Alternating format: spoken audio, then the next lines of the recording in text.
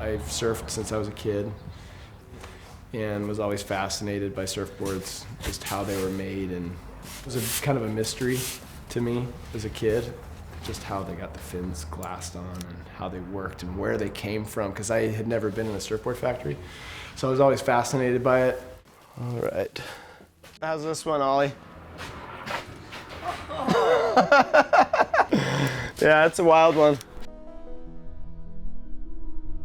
The first one I made, I went and put on consignment, and like someone bought it in like a week or two. I was like, someone bought that? I mean, I'm sure it looked fine, but I don't know. But it was no business intention. I was just purely doing it as a creative hobby, and it was fun to make something without any rules. I started calling the boards album because it was kind of just an extension of like this design thing I was doing. I was doing like creative direction at the agency. It was called Album Creative Studios. And then probably, 13, 14 years ago, there's just more and more traction and more interest, and it was like, oh, maybe we should actually do something here, but without the burden of it having to be a real business. Like our main business was design. If people bought boards, cool. If they didn't, whatever. I would make a board and sell it, get enough money to make another board, surf a little bit, sell it, make another one. So I probably made 25 boards before I even bought a planer. I would get the most close tolerance Clark foam blank I could get, like the thinnest, closest to the final thickness blank I could get. I didn't have the tools to really hack out a lot of foam, and it was just, whittle away at the thing. But that was kind of the fun of it. It was never, I was like, surfboards are a terrible business. Like, why would I do that as a business?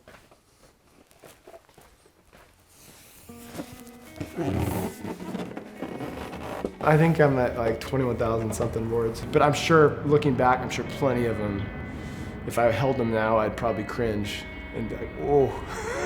But that's the only way you learn what works and what doesn't work. And it was really important for me to surf them. I'd make it, surf it, feel it, before you realize that you've made a ton of boards. A lot of it was really self-taught. It was just a hobby.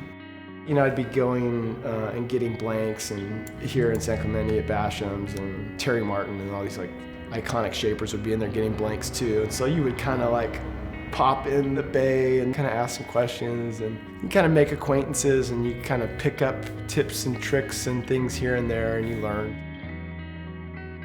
I think it was always important for me to always try to come at it from a different perspective.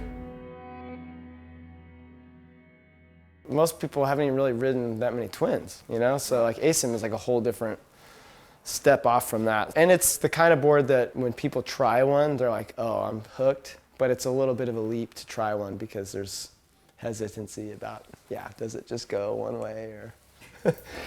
The idea is, like if you're standing right in the sweet spot, the pivot point is right under your heel and your ankle, and then the gas pedal is right under your toes. So it's connected. It makes what would be kind of a traditional shortboard just faster and like way more connected to your feet. That was the thing with Coco. She had never ridden a twin fin. That was her first twin. I was like, oh, I got plenty of other things for you. It was pretty fun from there to open it up and do a lot of different things. To me, that's the real gratifying thing, because I'll have a concept and I can surf to a certain competency. I can surf fine, enough to know like, okay, this is doing what I want it to do. But then, you'll see, I'll make it for Asher or Victor, one of these guys, and you see them surf it beyond the potential of what I even envisioned for that concept. And that's when the real pinnacle of that form and function coming together.